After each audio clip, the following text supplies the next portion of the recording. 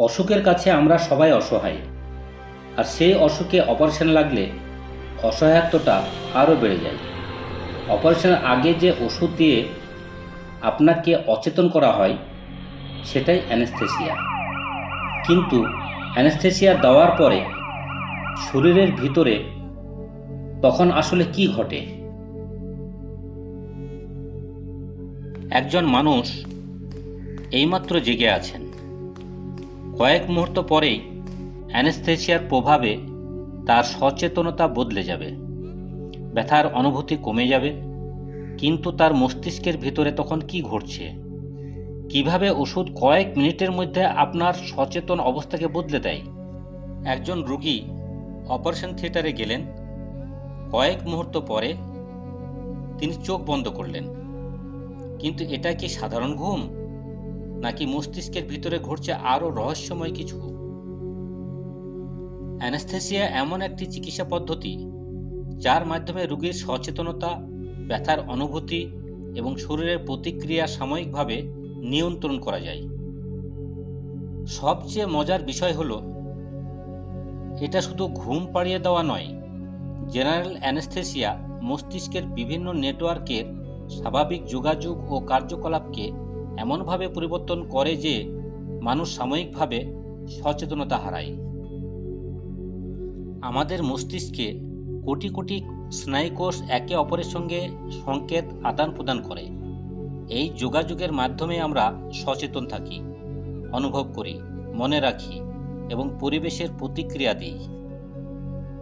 Anaesthetic ওষুধ শরীরে দেওয়ার পর তা রক্তের মাধ্যমে মস্তিষ্কে পৌঁছায়, যেখানে বিভিন্ন মলিকুলার টার্গেট এর উপর কাজ করে নিউরাল অ্যাক্টিভিটি এবং ব্রেন নেটওয়ার্কের কমিউনিকেশন বদলে দেয়। ফলে মস্তিষ্কের এমন কিছু নেটওয়ার্ক যেগুলো সচেতন অভিজ্ঞতা তৈরি ও বজায় রাখতে সাহায্য করে, তাদের সমন্বয় বদলে যায়। মানুষ তখন নিজের চারপাশ সম্পর্কে সচেতন থাকে না। এখানে আরেকটি গুরুত্বপূর্ণ বিষয় আছে। অ্যানেস্থেসিয়ার উদ্দেশ্য শুধু অচেতন করা নয়। কোন ওষুধ কত মাত্রায় এবং কিভাবে দেওয়া হবে তা রোগী ও অপারেশনের ধরন অনুযায়ী নির্ধারণ করা হয়। অপারেশনের সময় অ্যানেস্থিওলজিস্ট শুধু পাশে বসে থাকেন না, তিনি রোগীর শ্বাস-প্রশ্বাস, অক্সিজেনের মাত্রা, হৃদস্পন্দন, রক্তচাপ সহ গুরুত্বপূর্ণ শারীরিক পরিবর্তন পর্যবেক্ষণ করেন। প্রয়োজন অনুযায়ী অ্যানেস্থেসিয়ার মাত্রা ও অন্যান্য ওষুধ সমন্বয় করা হয়, অর্থাৎ পুরো প্রতিক্রিয়াটাই অত্যন্ত নিয়ন্ত্রিত চিকিৎসা ব্যবস্থার অংশ। তাহলে অ্যানেস্থেসিয়ার সময় কি মানুষ স্বপ্ন দেখে?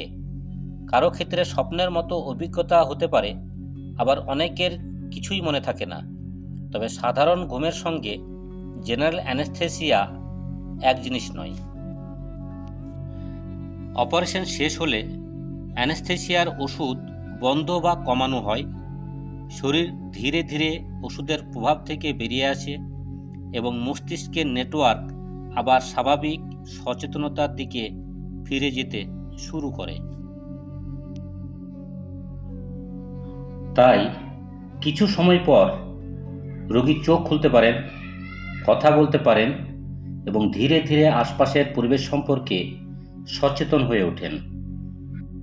অর্থাৎ অ্যানেস্থেসিয়া কোনো জাদুর ঘুম নয়, এটি আধুনিক চিকিৎসা বিজ্ঞানের একটি অত্যন্ত সূক্ষ্ম পদ্ধতি, যা মস্তিষ্ক ও শরীরের কার্যকলাপকে সাময়িকভাবে নিয়ন্ত্রণ করে। অ্যানেস্থেসিয়ার রহস্যের এই গল্পটি ভালো লাগলে ভিডিওটি শেয়ার করুন। এমন আরও মেডিকেল মিস্ট্রি জানতে আমাদের সাথে